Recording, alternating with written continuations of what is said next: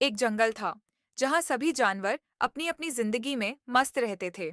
उसी जंगल में एक बड़ा समझदार हाथी जिसका नाम रामू था और एक नटखट बंदर जिसका नाम चिंपू था रहते थे।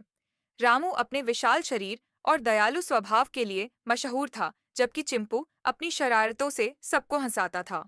दोनों की उम्र और कद में बहुत फर्क था, लेकिन फिर भी रामू और चिंपू गहरे दोस्त थे।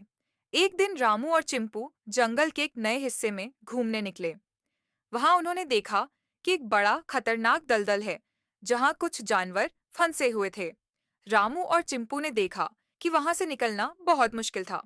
रामू ने सोचा कि अगर वह अपनी सूंड से उन जानवरों को खींचेगा तो सबको बचा सकता है।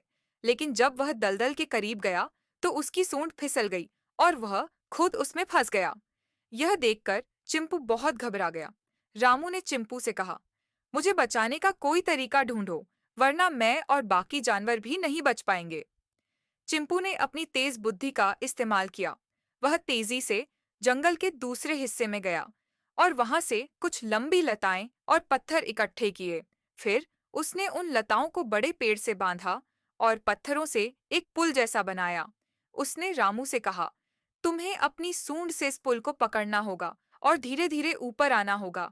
रामू ने चिंपू की बात मानी और उसकी मदद से धीरे धीरे दलदल से बाहर निकलने लगा। सब जानवरों ने मिलकर रामू और बाकी फंसे जानवरों को बाहर निकाला। सबने चिंपू की समझदारी और बहादुरी की खूब तारीफ की।